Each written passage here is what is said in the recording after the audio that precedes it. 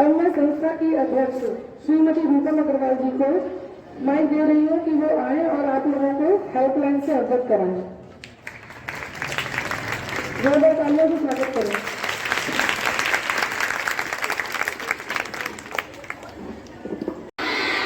बच्चों, जैसा कि अभी आपकी मैम ने बताया कि मेरा नाम रूपम अग्रवाल है और हम जो है अपनी नवप्रभा संस्था से आए हैं। आप लोग देख सकते हैं हमारी नवप्रभा संस्था। और नवप्रभा संस्था जो है विगत कई वर्षों से आप जैसी प्यारी प्यारी बच्चियों को एक सब्जेक्ट पढ़ाती है। जैसे आप लोग यहाँ पे सब्जेक्ट पढ़ते हैं, हिंदी, इंग्लिश, मैथ पढ़ते हैं कि नहीं? तो वैसे ही आज हम आपको एक सब्जेक्ट पढ़ाएंगे, आत्म सुरक्षा। तो इसलिए जो जानकारी आज हम आप लोगों को देने वाले हैं, सबसे पहले तो आप लोगों को ये प्रॉमिस करना होगा कि हमें जो है एक दोस्त की तरह सुनेंगे। जैसे कि आप लोग देख सकते हैं कि हमारे बीच कुछ पुलिस में जो मैम दिख रही है, वो मैम नहीं है, एक्चुअली वो आपकी फ्रेंड है। इसलिए वो जो भी जानकारी देंगी तो उसको एक दोस्त की तरह सुनिएगा, समझिएगा, क्योंकि तभी आप उसकी जो सार्थकता है, जो उसकी मीनिंग है, सही मायने में समझ पाएंगे। ठीक है बच्चों, स्टार्ट करें। ओके बच्चों, और तो सबसे पहले आप लोग ये बताइए कि हम कहाँ रहते हैं, कहाँ सोते हैं, कहाँ खाते हैं। जोर से बोलिएगा, कानों तक आवाज नहीं है। घर में रहते हैं ना? ठीक है। और हम कहाँ खेलने जाते हैं? पार्क में, अपने दोस्तों के यहाँ भी जाते हैं। जाते हैं कि नहीं? जाते हैं कि नहीं? ओके। और कहाँ शॉपिंग करने जाते हैं? कहाँ? मार्केट में, विशाल मेगा मार्ट, सिटी कार्ट, मानी चौक, सड़क, जाते हैं कि नहीं? ओके। तो यानी कहने का मतलब ये है कि घर के अंदर और घर के बाहर, इन दोनों जगह पर दो तरह के इंसान रहते हैं। एक अच्छा इंसान और दूसरा। अब यदि हम आपसे पूछें कि आप कैसे इंसान के साथ रहना चाहेंगे, तो आपका क्या जवाब होगा? अच्छा इंसान। क्यों? हम अपने लिए अच्छा इंसान ही क्यों चुनते हैं?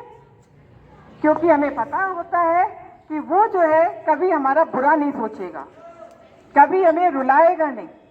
इसलिए हम अपनी जिंदगी में अच्छे इंसान का चयन करते हैं।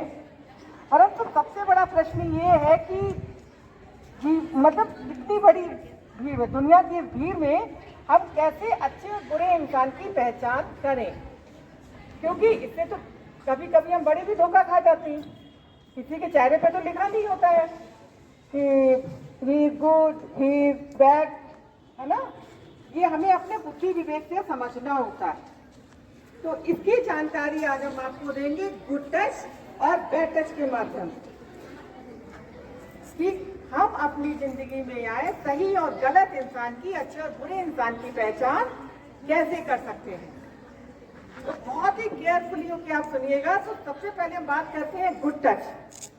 ठीक है? तो गुड टच के लिए बेटे के साथ बिताते हैं कि नहीं?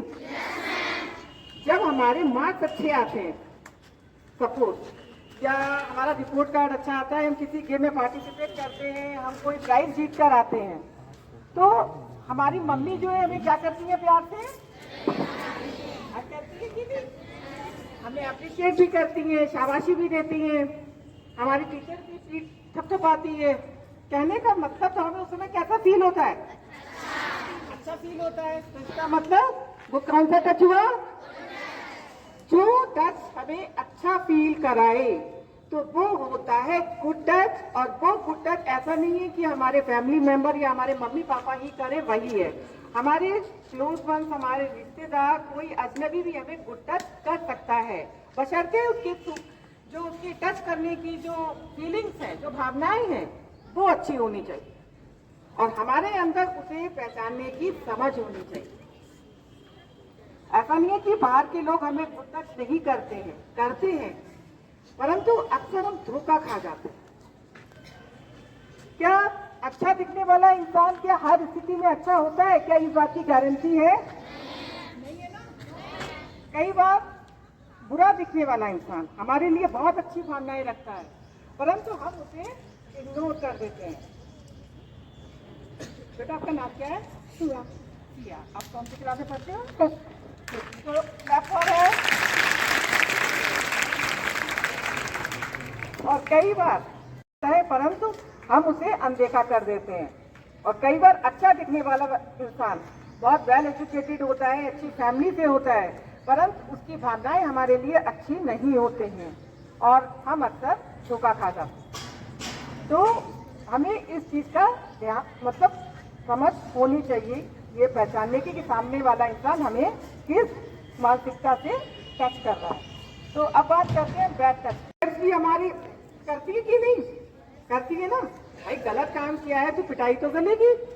कई बार हम लोग चलते चलते गिर जाते हैं, इंजर्ड हो जाते हैं, ब्लड निकल आता है। कहने का मतलब जब हमारी बॉडी पेन फील करती है तो उस वक्त हम कैसा फील करते हैं? बुरा फील करते हैं। तो वो हुआ हमारा पहला बैड टच। ठीक है, तो जैसे कि इस तरह से हम लोग एक दूसरे को पुश भी करते हैं ना दो लोग, तो वो हुआ हमारा बैड टच। अब दूसरे बैड टच की बात करते हैं। आप लोग डॉल है, इस डॉल के सभी बॉडी पार्ट्स आपकी तरह हैं कि नहीं? कुछ डिफरेंट नजर आ रहा है क्या आप लोग को? दो हाथ, दो पैर, प्यारी सी आईज, प्यारे से बाल, करली हेयर, है ना, प्यारी सी फ्रॉक आप जैसी, है ना। परंतु कुछ बॉडी के पार्ट्स ऐसे होते हैं जिन्हें ना हम देखते, ना हम दिखाते, ना हम सुनते, ना हम सुनाते। जैसे कि पार्ट नंबर 1 समझ रहे हैं आप लोग? कोई doubt? Part number 2 and part number 3 और इवन हमारे लिप्स भी। जब कोई इंसान हमारी बॉडी के इन पार्ट्स को छूता है, फिर चाहे वो आपके घर के अंदर का हो या फिर घर के बाहर का हो, तो उसके लिए आपको क्या करना है? जोर से क्या बोलना है? Don't touch me. आप बोलिए डोंट टच मी। और यदि कोई इंसान नहीं मान रहा है, बार बार आपको टच कर रहा है, तो उसकी शिकायत किससे करनी है? पुलिस से, सीधे पुलिस से। अपनी मम्मी पापा से नहीं करती है, अपनी दीदी से नहीं करती है। पुलिस वाला ऑप्शन तो लास्ट में आता है ना, जब वो अपने मम्मी पापा से नहीं कह पाते हैं, है ना। तो पहले तो हमें अपनी मम्मी से कहनी है। अगर इनकेस मम्मी नहीं है, पापा नहीं है घर में, तो अपनी दादी से कह दिए। कोई ना कोई तो होता ही है ना घर में, होता है कि नहीं? तो कहने का मतलब हमें चुप नहीं रहना है, हमें उसका विरोध करना है।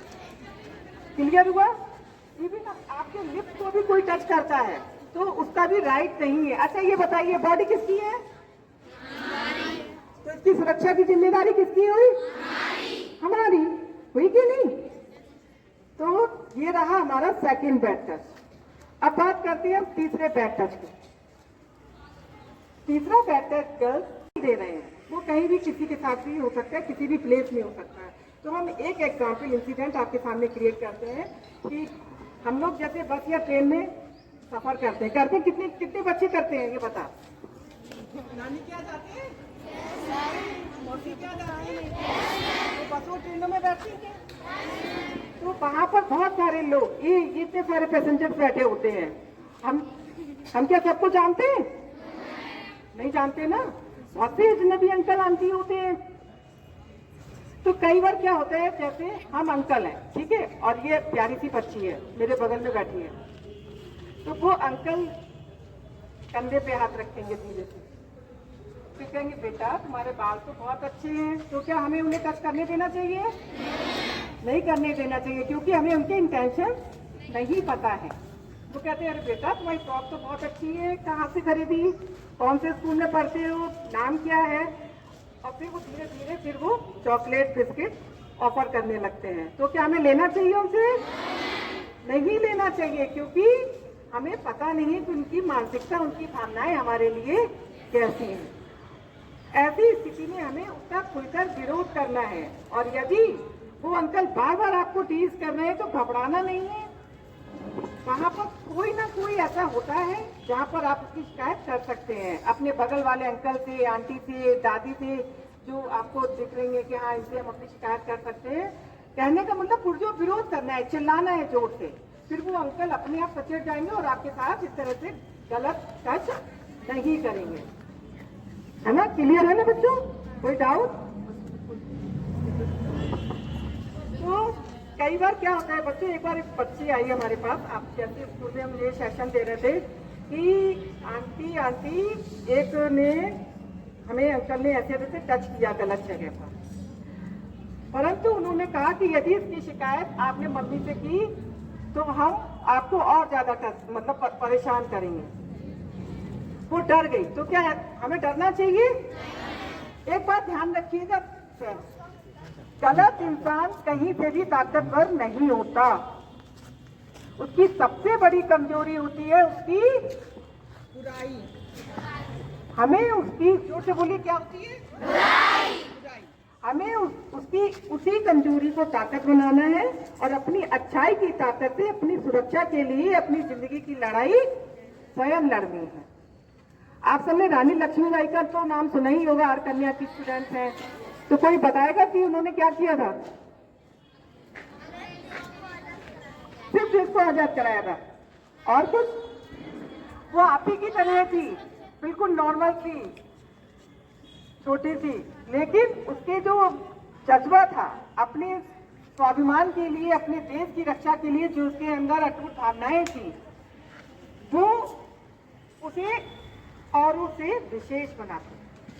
तो हमें भी अपने अंदर उन्हीं भावनाओं को जागृत करना है और गलत मानसिकता वाले लोगों से स्वयं को सुरक्षित करना है।